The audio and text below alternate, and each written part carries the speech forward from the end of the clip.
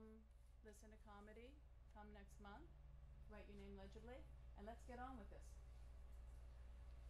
So we have some plants in the room. We have some artists in the room that also double as designers. You can figure out whether you can figure out who they are.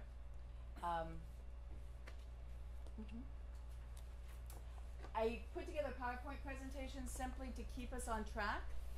There are certain questions that people have. This is not a Jerry's going to stand up here and talk thing. This is an interactive conversation. We want to share best practices. We want to answer questions. We want to find out what experiences people have had. So here we go. One of the first questions is, if you're going to do work with a designer, how do you find them? What do they call themselves? How do you know what they call themselves? So they go by an awful lot of names, right? Quick. Yes, we do. So it's just nice to know that, right? There's designers, there's decorators, there's definitions, what makes one word versus another word. I'll post this, I can email this, you don't have to take notes, there's no test later.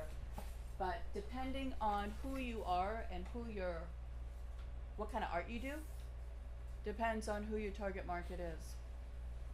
And so part of what we're going to do in this conversation is talk about how you can figure out if this is a good market for you and where you fit into it.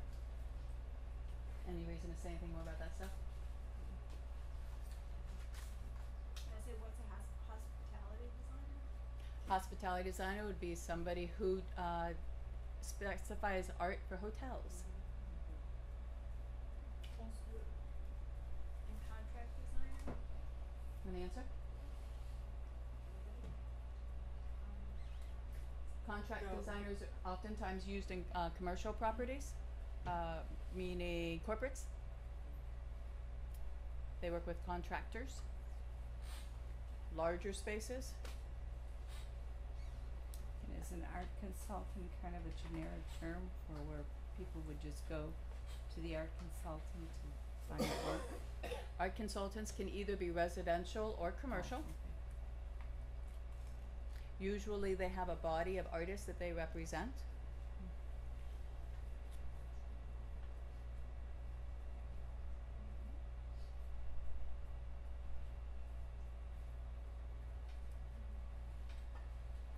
You want to talk about what you've been doing lately?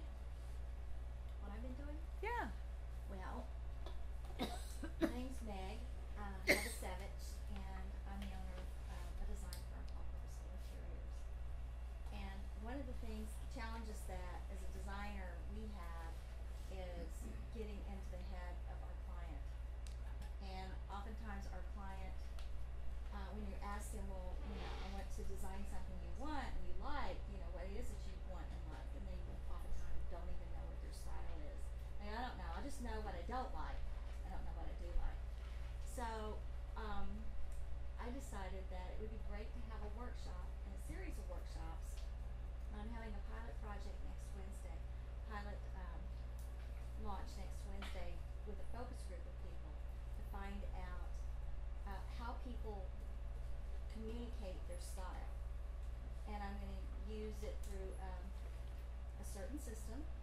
I don't want to spill all the beans right here because it's going to I kind of want people to have this experience with no preconceived ideas.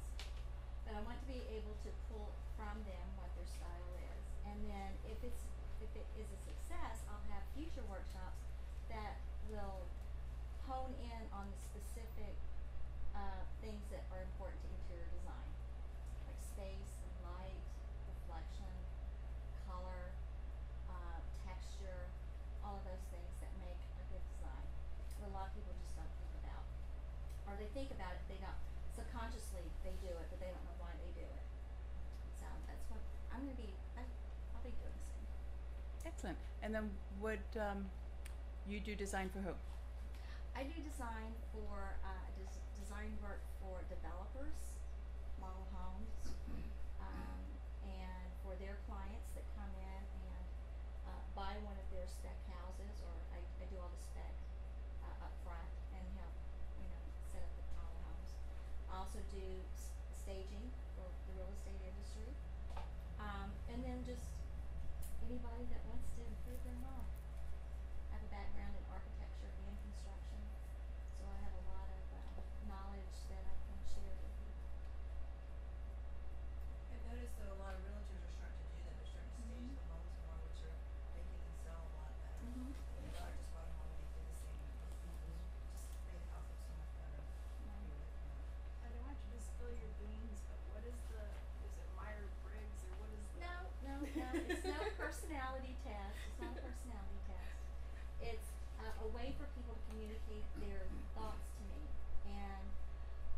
I'm going to get out of it is information that will help me direct them on what their style is.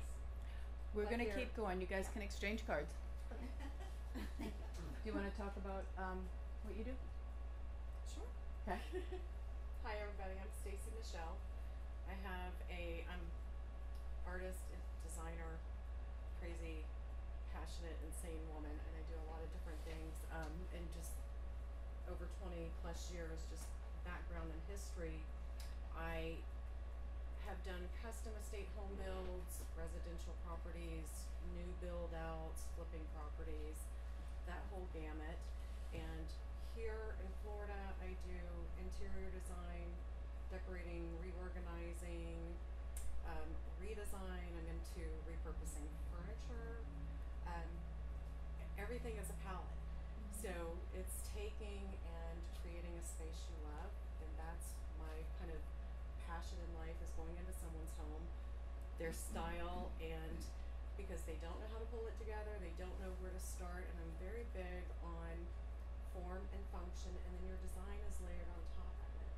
So it's just a collection and reflection of you and your space, who lives there, whether you've gone through transitions, you're downsizing, you're upscale, it could be model homes, it could be seasonal homes, the whole gamut. So it's just making the client happy, and that's the most important part of it, is connecting to your client and getting them something that they love.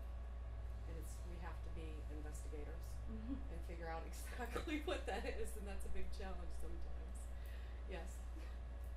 Does anybody else wanna raise their hand and say that they have a, I have a question. yeah, How do you find all these people, and what is the best way to approach them? we're gonna get to that. I'm gonna get to it. Okay. It's all part of tonight. Awesome.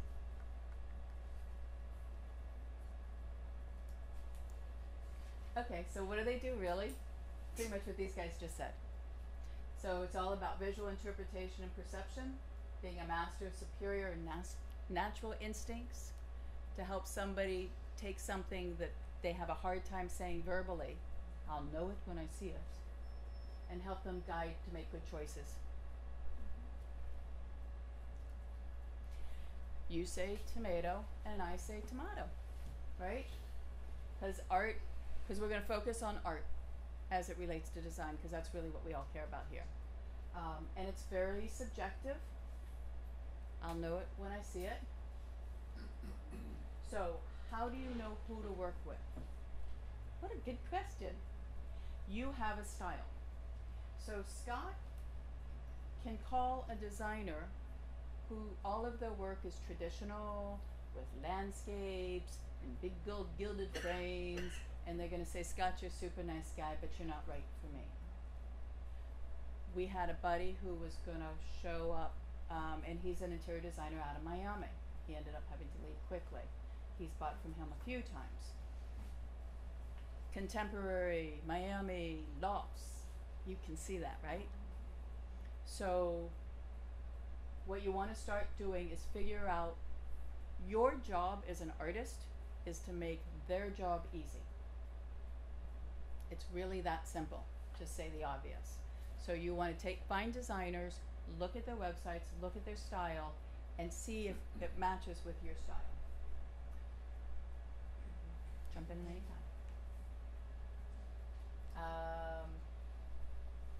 Making things easy, looking at the colors, the color palette. Do they feature photography? Are they more into watercolors, oils, mixed media, 3D, sculptures? Jerry, can I interrupt? Please. Are you to say that these two ladies here, these two designers here, would actually turn down a job because it didn't fit their style? Nope, they turn down the artist. They might turn down the When job. you look at their websites, I would imagine that you would want to show a vast range of looks and styles so that you could fit for anyone. So how can I look at her site Not and say my stuff will fit with her? You can't. I don't think you can. No, because and it's a very good point, because again, we're meeting a client's needs. Right. And I might have a client that is country, and traditional, and then I might have a client that is minimalist and just wants the bare necessities but wants something that's graphic and a focal for that space. So don't discount anybody, because you never know who's gonna be that client. You also never know what they're connected to, what Good point. organizations they're a part of, what events might come up that your work might be appropriate for. I also sit on the board of a couple of nonprofits. We do fundraisings, we do galas, and we are always looking for not only the giveaways, but also be part of our group, and our visibility then kind of ripples out, pulls you into that circle that you maybe not would have been exposed to, and you never know where that leads. This is gonna be Now, fun. I- We're gonna play good cop, bad cop the I whole could time. see if her website was all, you know, I traditional am American, coastal da da da. There you glam. go. You're gonna see you're gonna see my property in Northern Virginia that was a custom build. It was a 9-month project, but that was another project. That was just one. And then I had a client that I just did, and she was an artist. I guess my point is, I could see you guys wanting to potentially talk to any one of us Absolutely. and look at all of our work and just theoretically have it on file. Mhm. Would be a way to put it in quotes. You know what's gonna build say, that connection? yeah.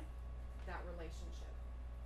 If we walk out of here tonight with anything that's gonna be key for your takeaway, it's your relationships.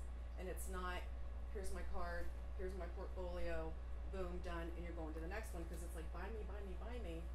If you don't make that connection, you're not gonna be memorable.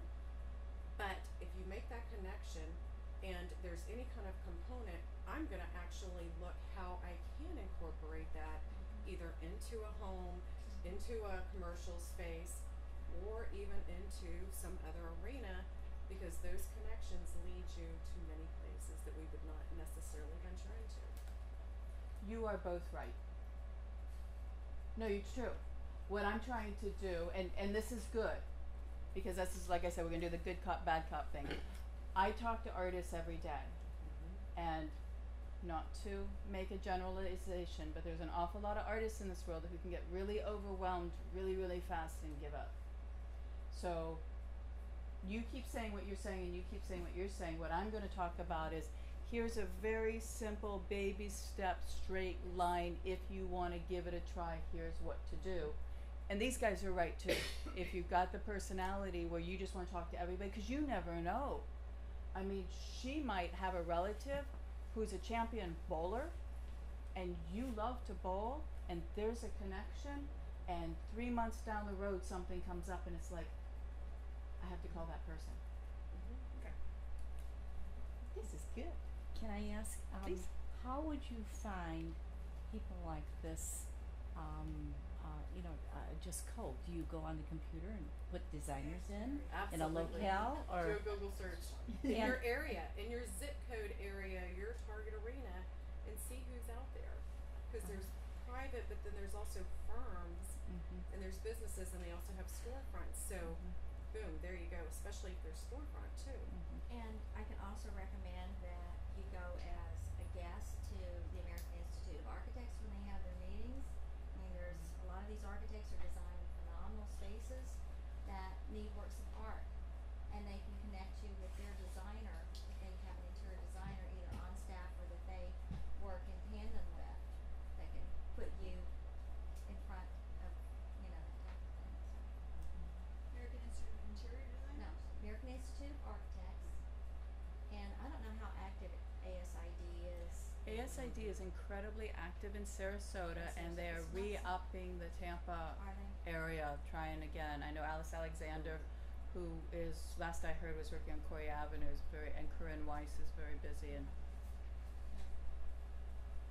yeah, we're gonna start doing some work with them again next year.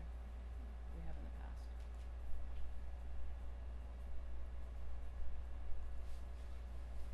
One of the other things that you need to pay attention to, so if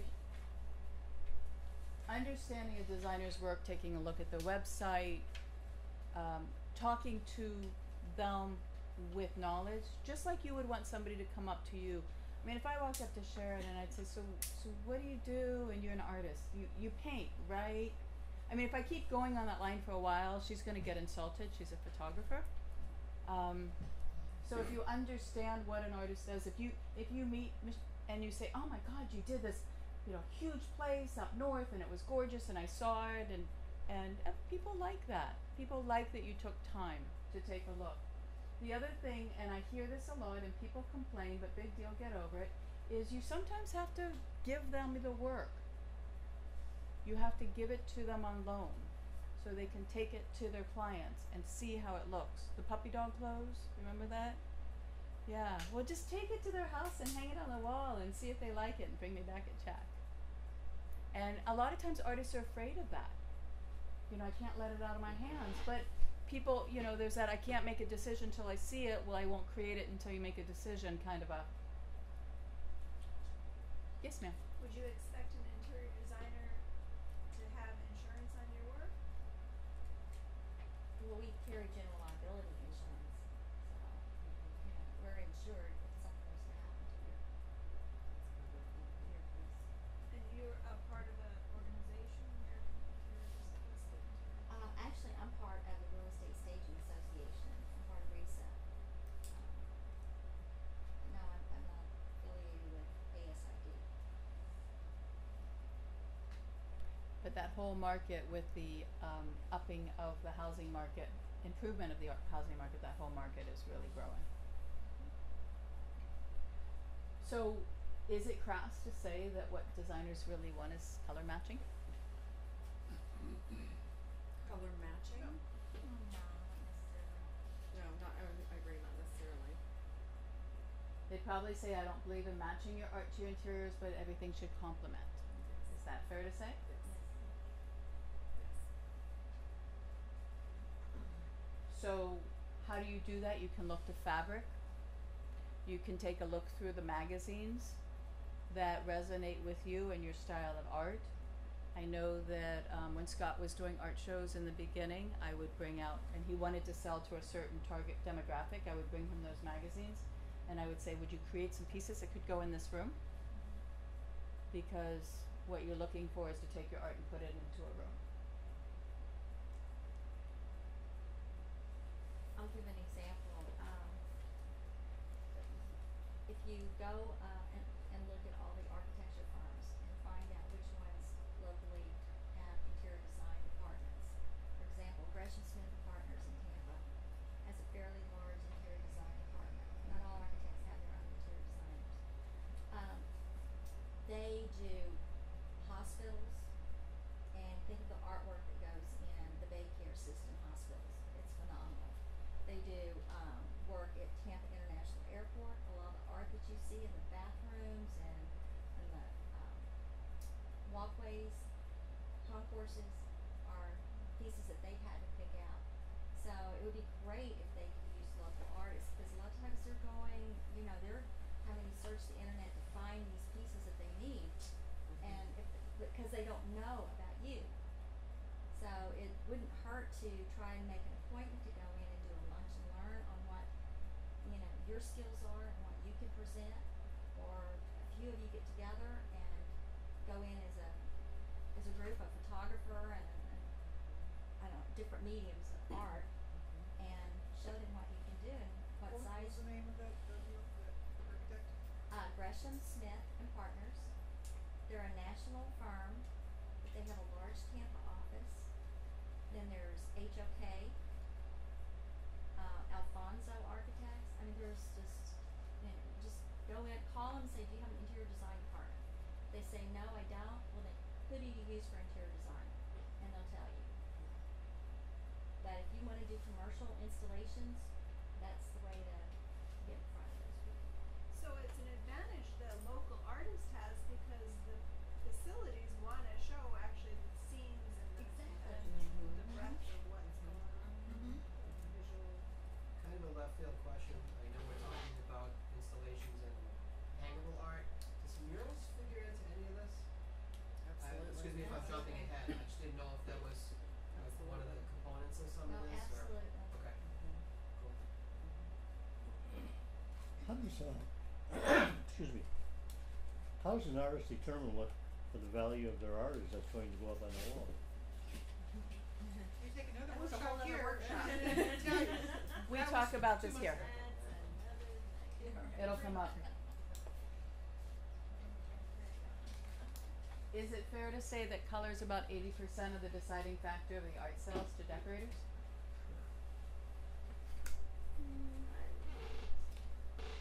Say 75. Just be. Okay, Think about 73.4. There you go. fair enough. It's been said that if you take a look at women's fashions this year, that lets you know about the home market next year. If you want to find out about color trends. Now, obviously, people, well, that's not obvious, this is a dumb comment. I was going to say people don't change the colors of their interiors of their home every year, but there I are, wish they would. they used to and they will again. Seasonal would be Used to great. seasonal, yeah, I was gonna say, Yes. we used to change all Yes. our couch covers and all that. to Website the somewhere that seasonal. projects what the colors are. There absolutely is. There absolutely Yeah. is. Yeah. What's the color trend website? But that was so I fun, though. Google color It's trends really long how about art would be September of every year. There, well, you can There's a find gazillion color of trends 'em. in so many. If you just I went on love that. Pinterest and put in color trends, you'll find so many places to go and look. Sherwin-Williams does a monthly color, what their color of the month is, and it's all on their 2015 trends. And about August, they'll come out with their 2016 trends, so you can start planning. But, and they obviously do a lot of research. So they're pretty, Benjamin Moore as well. I did follow. We meet a lot of interior designers at shows. We have a lot of designers that will walk the shows with clients, without clients, shopping for clients. That's fact. I know that because I've done that. But if you can't bring the art to the designer, you can bring the designer to the art. So if you can come up with a reason to have an event at a gallery or a studio, if you happen to be in a show and you send out invitations, that's a good thing. Getting it in front of them. Data sheets are good, web is good, reel is best.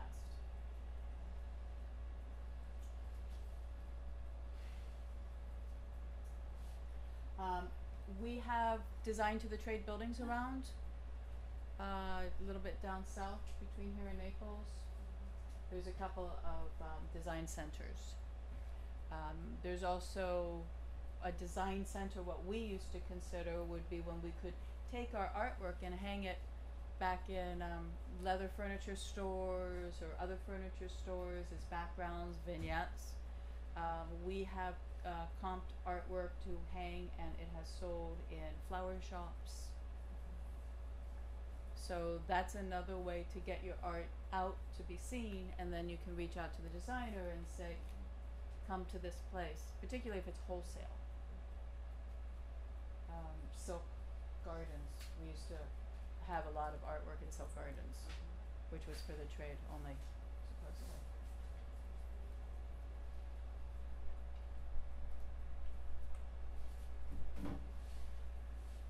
Gotta talk about it. Go find them on social media. Make sure the stuff that you're putting up there is good. Social media was made for visual artists. It really, really was. It's a great way to see and be seen. It's a great way to see who's out there and what they're doing. That's another avenue with social media. Not only that, but building groups. Same thing like with Meetup is building the groups and, you know, searching for the, if you go and do a Google search, who are the designers in the area? Typically you're gonna find their website, then you're gonna find, are they Twitter, LinkedIn, Instagram, Facebook, where they are and what they're doing. Go check out their pages. Because if you collectively go together and do like a group space, you can have these discussions back and forth, but you can be putting up, this is what I'm working on now.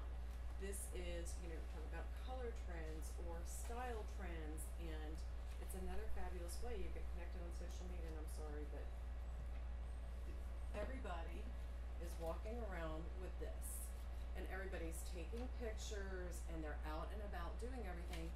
And however the percentage is, a very high percentage of people are on Facebook, Instagram, Twitter.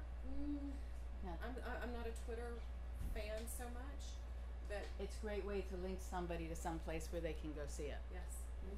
It's a good conduit. LinkedIn is fabulous for like your back end, your business profile, your contact information, and then having all of your links. I mean, to be very thorough in setting up your profiles.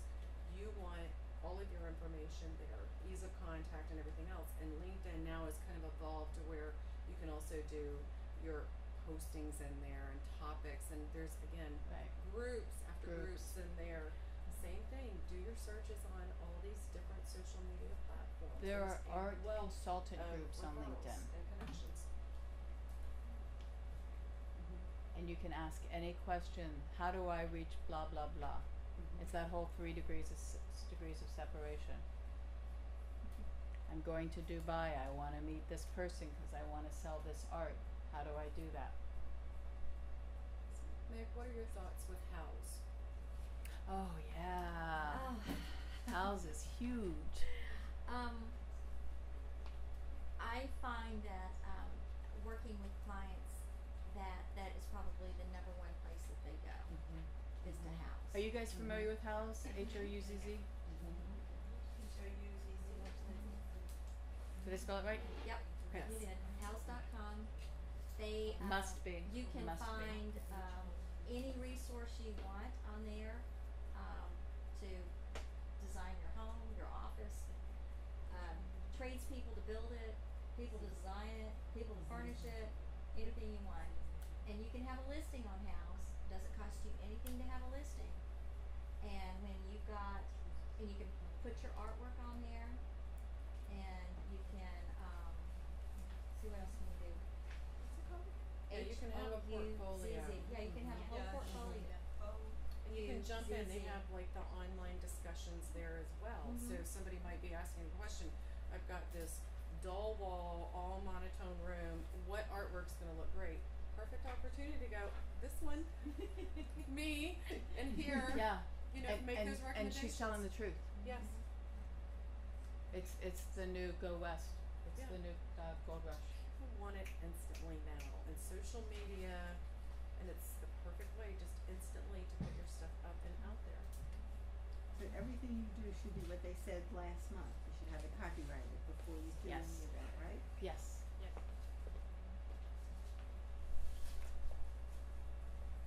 Anything else about finding people on social media?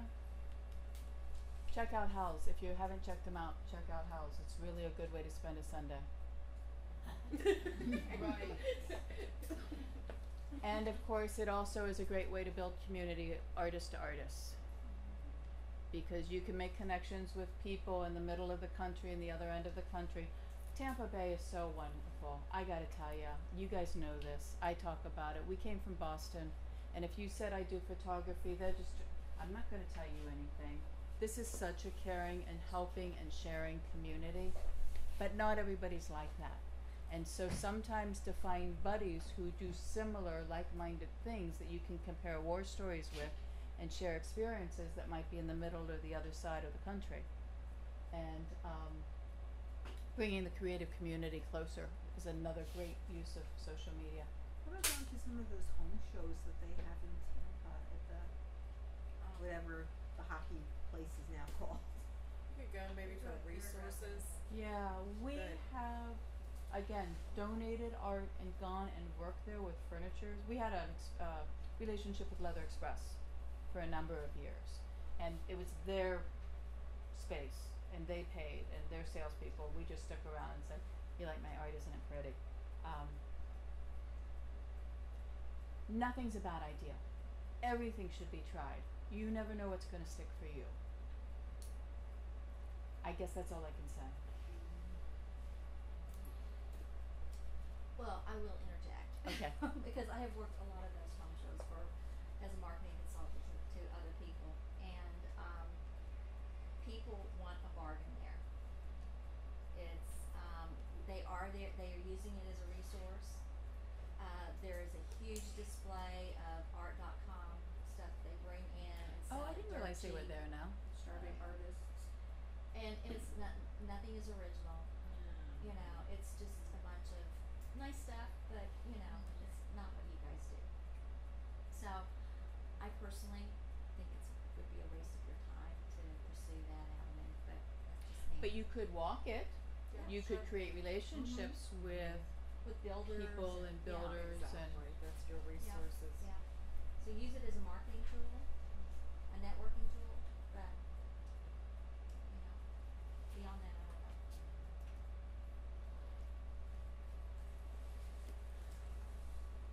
people buy art online.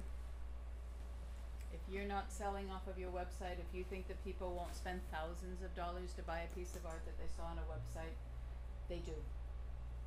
They do.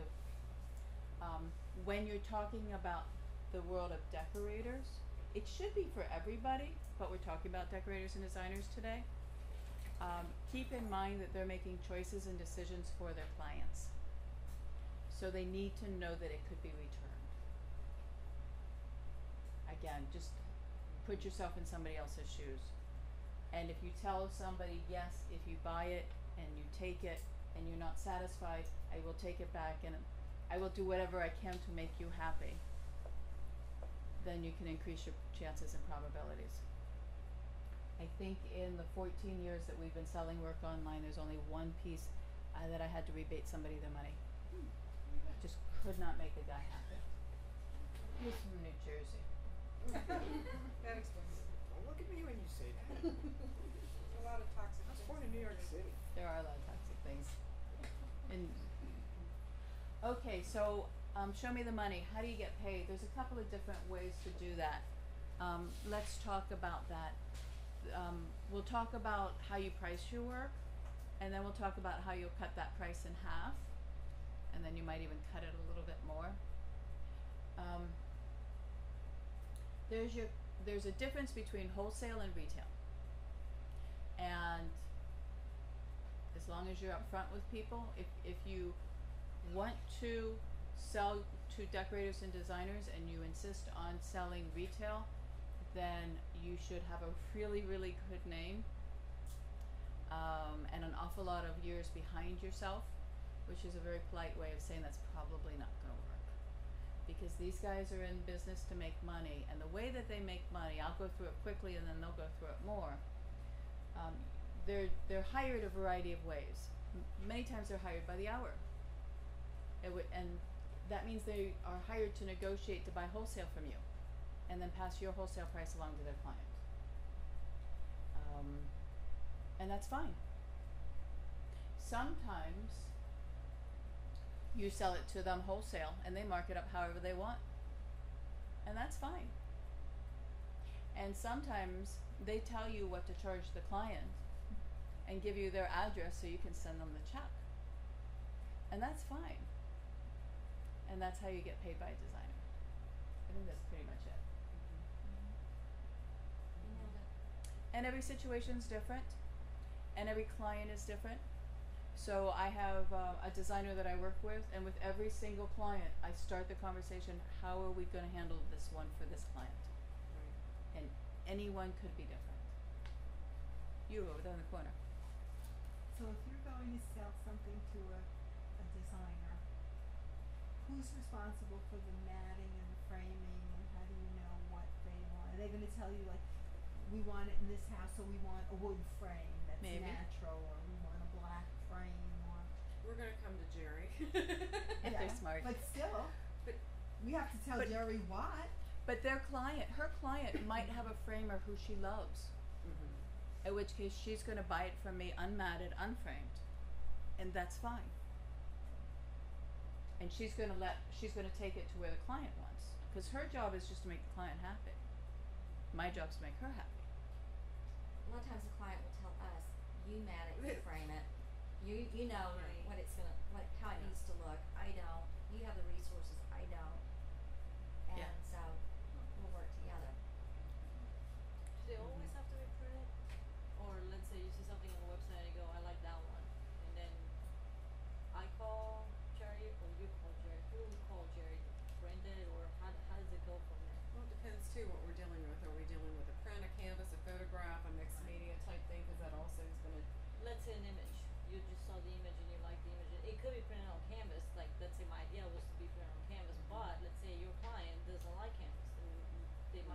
frame. You know, Probably would just take, I mean, again, like she said, typically with the clients, that's why we're there, because they don't know how to do Right, it, they don't yeah. have the resources, the connections, and then, so we have our sourcing, and then we have our resources that we would utilize. So Okay. we would just probably buy just the straight piece from you, that wouldn't, do you- Well, and we would probably know what we want for a focal point, you Yes, know. right. This has to be a canvas. right, And yeah. it has to be framed because we're doing a Renaissance style design in there, and it's gonna have an ornate frame on it. And then others, you know, it just. File has to be big enough to be printed that large. Oh yeah, Right, absolutely, right. absolutely, yeah. Right. That's a given.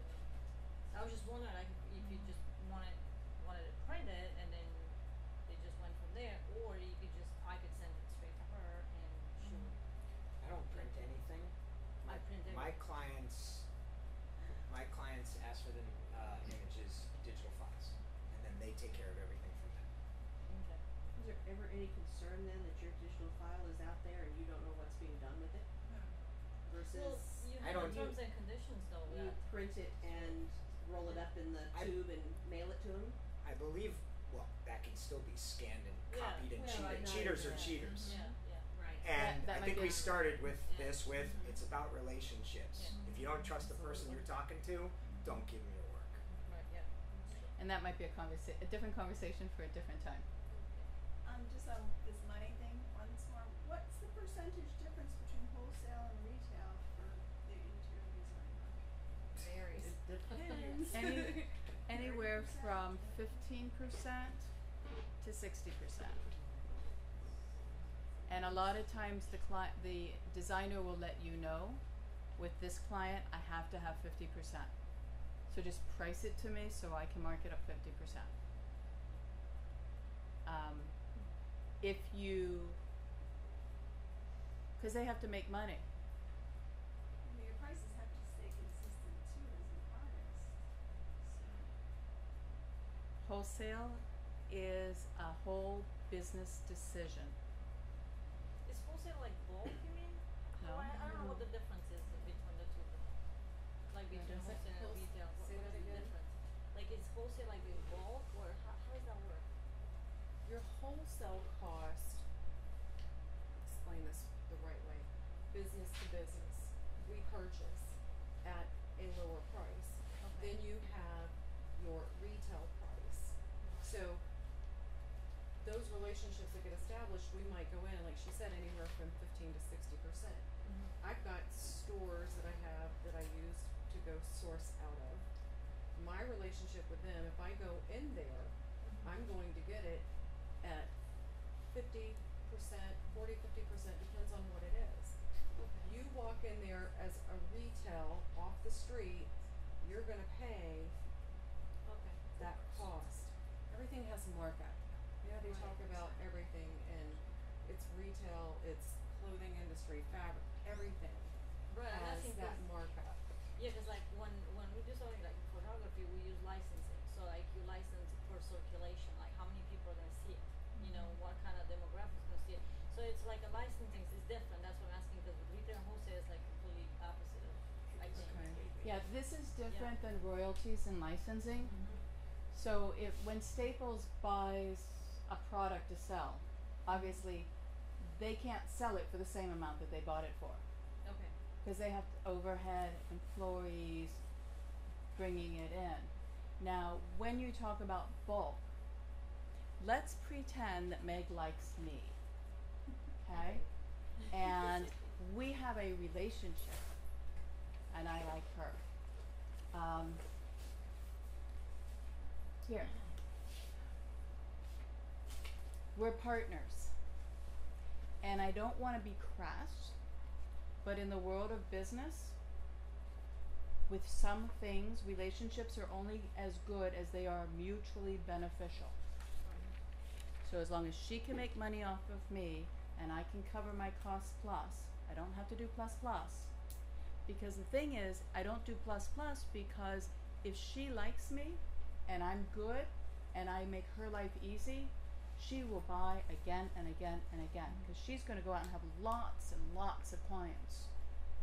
So when you think business and you get to the cost of acquiring a customer, is it's easier for me to keep her happy because she'll be a repeat customer. I don't want her customer, because once she's done with her house, I'm not gonna see him for who knows how long. So that's why it behooves you to figure out how to change your prices if you wanna play in this market, which you don't have to. It's an option. But if you wanna play in this market, you have to adjust your prices. You do not have to keep them here. You have to get them here, because if she can't make money, or if she can't have her client look at her and say, Maya isn't that great, she's really working hard for me because I paid 20% less than I would have if I had got her a walked in off the bargain. street. Perception's reality. You see where I'm going with that? Right, yeah, yeah. And we have budgets to work with, Right, you know, exactly. they'll Yeah. tell us what they can spend on a piece of art, Right. and we've gotta go find it, we gotta work miracles. Yeah, that too. And that's a Yeah. lot of work, you know, we wanna get compensated for it, more than just, you know, our hourly rate. And the G clay print market, that's, it's fine, it's working, there's no like people that don't want this. They still like G clay prints. Yeah, especially embellished ones, you know. Embellished. Sure, yes. Okay. Anybody can come to us and say, I have an opportunity and this is a price point I need to hit. Can't always do it all the time because I have huge overhead. But if you have an opportunity to sell something and you have to hit a certain price, just let me know. I'll figure out a way to do something. Because a lot of times it's volume. I mean, we do assisted living facilities. We've got all those art prints back there. And when you can do volume, then you can bring the price down. There's a little percentage of a lot. Right, that's what I'm thinking with the hotels. You know, they have like hallways and hallways and hallways. That would be a bulk situation, Exactly. technically. Exactly. It's Yeah. kind of the same idea, but is there a difference between a clients knowing what is a print, what's not a print, and then as far as wholesale goes, you know, like in other words, would you say I'll sell my prints at wholesale as opposed to my originals? You know, where does it interior Originals, design- limited editions, and open editions. So, and again, if you have a and too, like with a client, you know, if they want something that nobody else is gonna have, that's where boom, we're coming to you for the original artwork. Or, you know, they want something that nobody has seen, nobody else is gonna have it, can have it, whatever, because they want that look, and they will pay for that, then that's where sometimes. Exactly, exactly. And that's where we're gonna come to you and say, okay, we want an original, how fast can you turn it around, this is kind of what we wanna work with, these parameters. And that's where we're really gonna jump out there, and try and have a very unique I have a piece. question for y'all. How do you, how do you value your artwork if you put it in a gallery? Does the gallery owner tell you what they're gonna sell it for? You sort of Did you say contract that with I would meet up with materials that. cost to you. Yeah, I know how much you like. It's the same thing. Because I find it interesting that, I'll give you an example.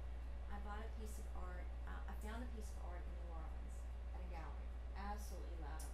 I don't know if you know the artist Todd White, but does beautiful work. And, you know, the piece was $16,000. Really, really wanted it, but I didn't wanna make an impulsive decision right there, cause I was on vacation. So I go home, I go online, I find a gallery in California that will give me a larger piece, it's a signing number, embellished clay, and a beautiful frame for $13,000. Same artist? Same artist, Okay. same print. 13,000 and 16,000, one's a G plan, one's the original? No, both are G clays. Oh, both are G And both are embellished and both are signing numbered. why is there a difference in price between one gallery and another? Different galleries have different requirements, different percentages based on the marketing and the That's why I said activities that they do right. it, yeah. Same pay. But how does that affect the artist? The artist, would probably now, an artist like him, he probably sets his price. There gets to be a section of artists where you can walk up to the gallery and say, this is my price. Okay. Do what you need to This- do from here. Do what you need to do from here. This is what I want. Yeah. Okay. And you don't have to be like up here to do that. And that's fair. If you want my work, this is what it is. Yeah, and What we, is embellish? The artist actually goes in and puts Paint. paint on it. Like this was an oil canvas, and so you actually feel the texture. You can, you know. Or like as you clay just won't bring it up a certain color, like what this is a red that Right. won't come out every time on this little stripe. So I'm gonna take and make that red look exactly Yes. like when I put it next to it. It looks exactly like it. To Well, me. plus if you do that, you can charge more for it. Yeah, then it's actually Yeah, because it's, and that's important. Well, will they pay more for an embellished piece as opposed to an Yes. original absolutely. piece? You're not Absolutely. mass producing something. And I know the So- artist touched it. You know, Yes. and it's hand application. So. Yes. I oftentimes will recommend that if somebody's halfway in the middle of creating a piece, at that point they do a series of giclées from it, and then they finish each piece slightly different. Because designers like to buy things that, not just designers, people, they like two. I have 2 chairs and my table in between, and I want 2 pieces over each chair that look similar but not exactly. You should never create anything that you don't have a companion piece for, at least one. But there was a, there's just one thing I wanted to add to the earlier conversation. Another good reason to be willing to give the wholesale discount is you don't have to deal with the pain in the ass client. Oh shoot, this is going on the internet, isn't it? Well, we'll edit that part out. How do you get into the You get to client- deal with these lovely people who walk in, let me just finish my sentence and then I'll answer your question. They walk in, just like she said, this is what I want, these are the colors, this is the size, this is the look, this is the feel, this is the budget, this is the time frame, yes or no, as opposed to the, oh, I don't know, can you show it to me this way? That is value. That saves you time. Well, how do you determine what the budget is going to be for the person that you're trying to No, sell? they tell them what The they client. They'll tell you right off the bat. Yeah, they usually will tell you right up front, you know, I've got $3,000 to make over this living room. You know, and I have to have a sectional that's costing $1,500. And so that's like, okay, I can get some paint and maybe one nice piece of art, and maybe I can find some lamps at TJ Maxx, you know, and I can pull this off. So it, you know, and then they say, oh, and I want an original piece of art in here. So Great. Hotel liquidators for that section. Yeah. Do you say, well, where's the bomb? Come in that. Yeah. I Need a 4x6 and say this is that for- goes differently how we end up doing it. With some clients, we will, when we do a proposal for a client, we either upcharge or if we're doing hourly, and again, client dictates everything. I've had a client, I did a draw, they were in California, we did a property in Treasure Island, everything was done long distance, and I got a check. Go do it, put it together, and there was very little peripherals. Turned into a seasonal property, and I had free reign. I had free reign, and that was a blast. Well, That is fine. well, if you want, Paid to go shopping, really, people? Come on. But you well, have if a you wanted, budget. if you wanted to do. sell it to a hospital and all you had, like for instance, there are long hallways and that, and all you had to do was choose large pieces to complement the, You have to go through a designer to sell to a hospital. so in other words, you can't go to a hospital direct. No. The designer's gonna make all the decisions about what is appropriate For that hospital. for that hospital. When you get into hospital work, there's a whole thing called evidence-based design and evidence-based art, It's based on science, and they have very recently, after spending an awful lot of money, figured out that things like really, really loud and bold colors make people on drugs feel a little neurotic. And perhaps, I don't know, science has proved this with a lot of research money. It's like that there should be fields of flowers and grass and blue skies. And so now most hospitals are designed on things called evidence-based art. And it's very, very much of a whole industry now. Now that's like 2 Sundays worth of research. You can't use too much red because it means blood. You can't use yellow because it means jaundice. I have a funny story on that. So there's this one hospital. There's actually several systems. I'm finding this all over. About 20 years ago, they had this resurgence of making these sweet impressionist paintings all over the hospitals. Well, they did them offset, and they're totally all faded blue. So people think that the paintings are supposed to be just this faded blue. So they're all attached to these faded blue paintings. They're just, and they're all over. And it's not, I mean, they think that they're okay because they're evidence-based. So it'd be like looking at a bad Matisse print after 30 years of sitting on a sunny wall. Yeah. Gotcha. I should take that painting and put it next to it, and then they would like, I have my question from before. If you're making a giclée print, how many times over cost do you sell a giclée? Depends on who you're selling it to. For wholesale? Not a lot. Percentage? Everybody's different. What is normal? That's another. She's gonna keep asking till she gets an answer. There's not one. It How much are you depends willing on to how take? established you are as a business. It is it's based on. Okay, I'm gonna get to it. We've already talked about this. We already talked about that. Sam Urban used to say. There you go. There's your answer. It was just right. If it were any better, I couldn't afford it. If it were any worse, I wouldn't drink it. It was just right.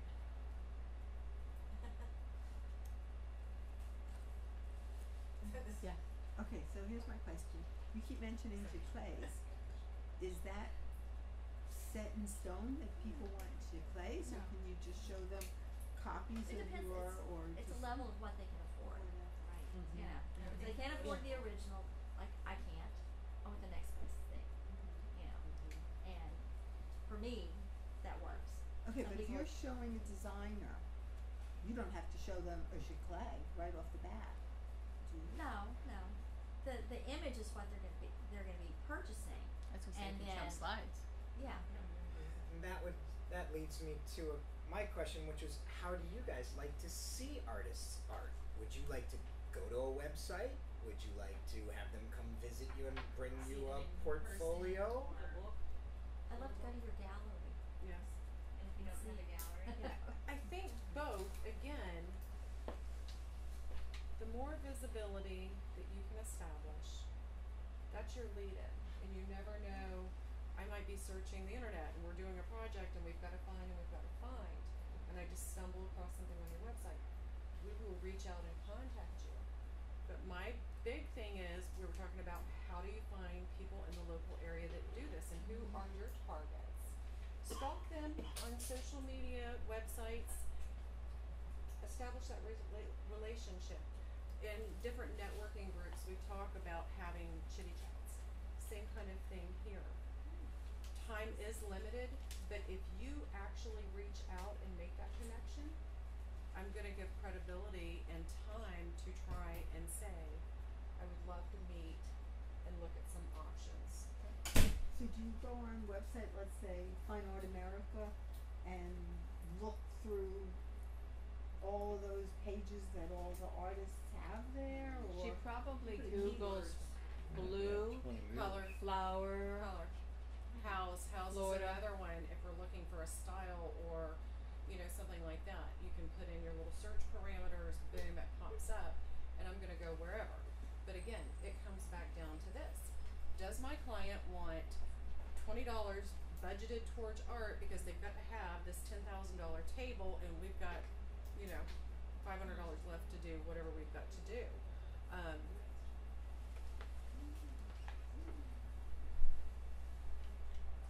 Where am I going? Somebody said, I love it when an artist sends me samples of their work or asks me to look at their website. I found many artists this way.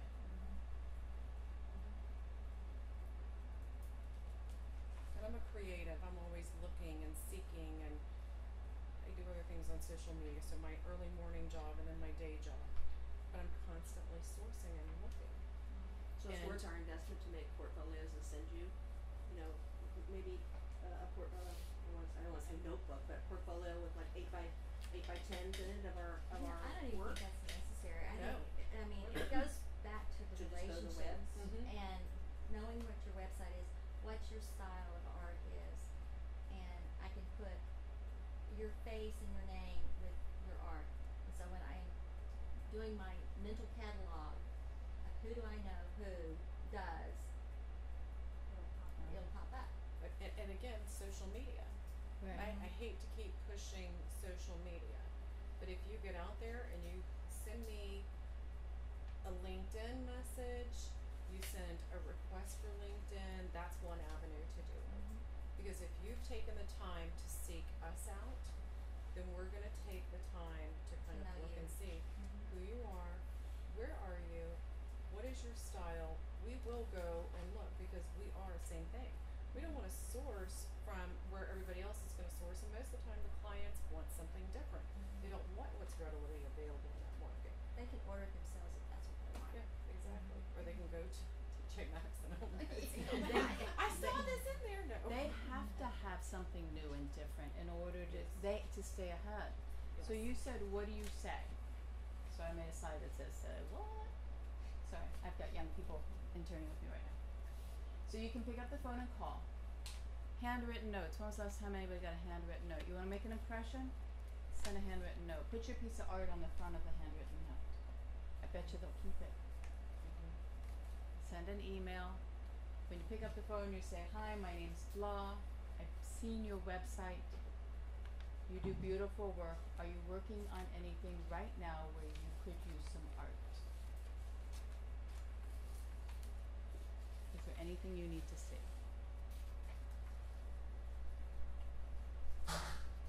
And it's not right for everybody. And it doesn't make sense because you've got to be willing to produce on spec, meaning create pieces without the promise that you'll get paid for it. But you could always repurpose them. It's nice to find out. You have to be willing to give some of your pieces so they can take it to show their clients and see if the client likes it. You have to be willing, if the client comes back and says, you know, I really love this, but can you make it purple? You got to keep the ego in check and say yes or no.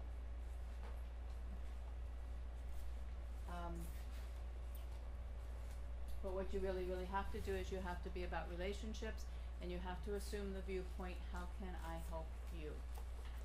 How can I make your life easier?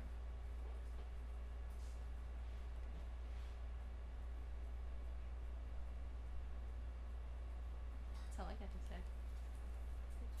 So how else can we help you? I have a small question, and this has to do with photography. Photography used to be, you know, individual prints that people worked on. Now it becomes digital, and it's almost not an original. You talk about original, and you talk about giclées and More for artwork than photography. okay, say that again. More for your artwork than the photography. Oh, in other words, if Meaning you were a painter, and you have the original painting and then you have the giclées. But photography, that's a whole different story, because sometimes the original is already digital. Are you Yeah. asking how to have an original photograph? Mm-hmm. The difference between what's an original and what's not an original is an original is something that exists in one place. Mm-hmm. Okay. So there are certain ways that something could be printed. Mm-hmm. For example, there are still traditional labs out there that might use chemical processes. It might be on a handmade paper. Mm-hmm. It might be the way that it's been retouched or matted and framed. But if Could it also be that you just don't sell that image ever again? You Yeah. make it. Yeah. You Yeah, make it. there's an exclusivity contract. And the next Yeah, question, and do you it's do done. that You take here? it off the website, Good. and it's It's a theirs. resource. Yes. Yeah. Yeah. You can even transfer copyright on the Oh form. no no. No, you don't do that. I'm not saying that's a bad idea, but like I'm saying, some people there's might. there's a wanna do whole that. think Yeah. now. I was talking about it earlier. They're no longer called giclées. No. They're now called new media. New media. Yes. And if you are a digital artist, you can now make originals. It's socially acceptable. Emily Post said it was okay. And what that means is that the first one that you make, you sign it as an original, and then you either never ever make it again, or you never make it like that again. So you have one, it's an original.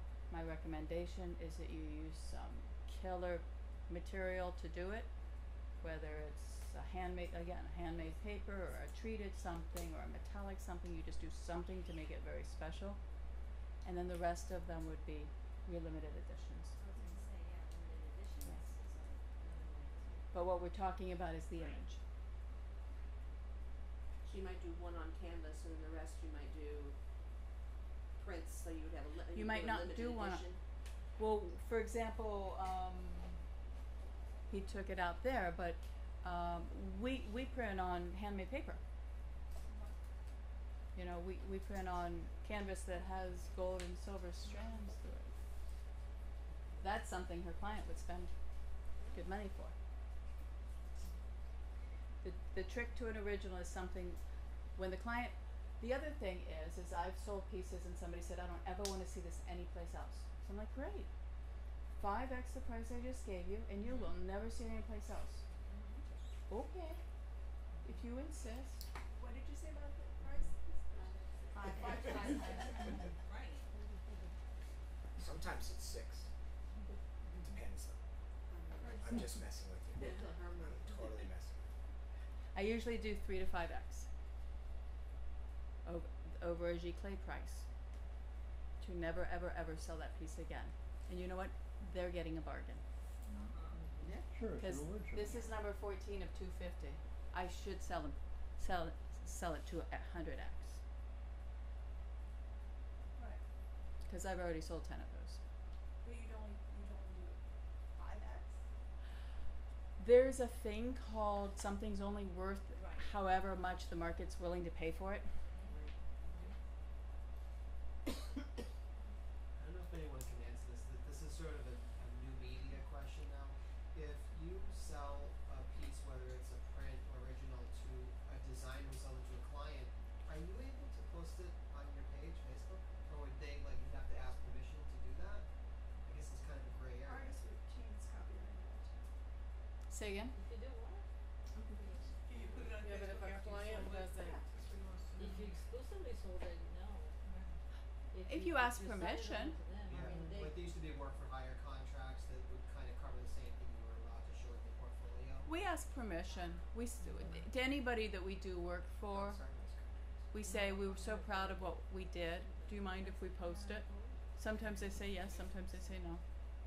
Yeah, I have a disclaimer in all of my proposals that I have the right to photograph any space that I've designed. And I can put it on, use it in my marketing material, social media, wherever I choose. And everybody's usually okay with it unless, you know, unless they have, they're in the Secret Service or something. Witness protection program, I don't know. But yeah.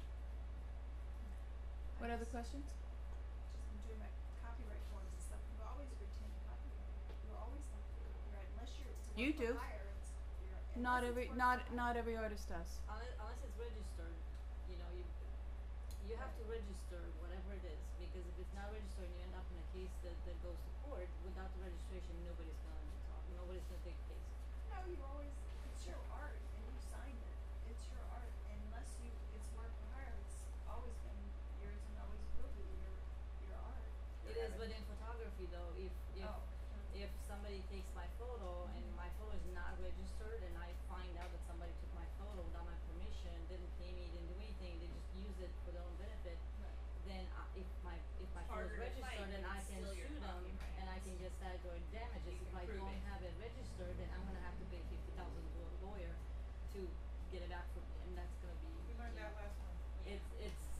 of those things. It has to be registered. You know, I register everything. But you got 3 to 4 months after somebody's stolen to Yeah, register. you got 3 months. Yeah, that's true. If you find out. So Google your name a lot. You can also do reverse image searches. Yeah, Then Google I- has That's it. that image Yes. search. Yeah. Tonight. Tonight, yeah. And Google now does it. Google now has Google Images. S&P has a lot of resources on licensing and copyright and all that. What's a reverse image? It's on Google. You Right type on in Google, your right on the Images, search it's bar. just images.google. Yeah. I'm pretty sure. And you actually, it'll say, do you upload from your computer or blah blah blah. You just Or- drag and drop it in the you can search. drag it and drop it in there, and Yeah. it'll come And up with it'll things scan. that are similar Mhm. if it can't find it. I found my there's stuff being used in Brazil, etc. Yeah. So there's in the search bar, there's like the little camera icon. That's where you upload the image under the Google Images. No, no, no, no. Oh, I was like, they No, changed you are it. totally wrong. No, we're arguing over here. You're doing great. That was last week I was doing that. Keep up with the changes in your social media too. Social media is real dangerous, though. Yeah. Didn't you have a discussion about social media and putting your work out? Okay. Facebook is particularly dangerous. Yeah. I posted screenshots on that, and what happens, you spend all that time in Lightroom and Photoshop putting all your metadata, boom, you upload it to Facebook, gone. You basically You sign away your re-download rights. it. You sign away your rights. when Yeah, you put it you on Facebook Watermark takes it. but then Yeah. you upload something Watermark out it. of nowhere, and then just like goes disappear. So it's very difficult to. I share links. I don't go. I like on my Facebook and my Twitter and all that. Link to straight to my website, straight to my blog. Because if I'm paying for my blog and my website, I want people to go there.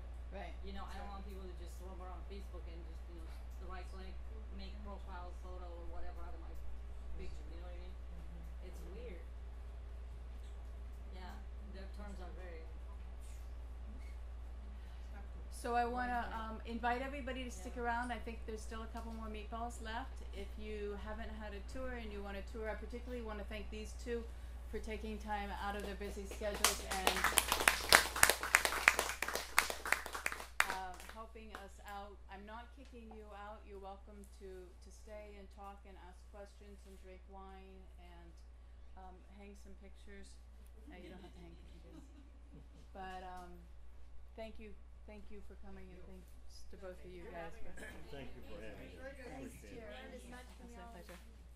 No, and it's good too. Like, what's out there? What is everybody doing? Because Right. that's another avenue for us. Because look, if you guys are doing something new that's not out there, then really get in touch with us. Well, I got to take you on the back. Anybody wants to see a sneak peek of the 3D timeline for the city of Clearwater that's going to be revealed on Friday, Can we Saturday? take pictures? Yeah, but you can't post them on Facebook yet. There we go.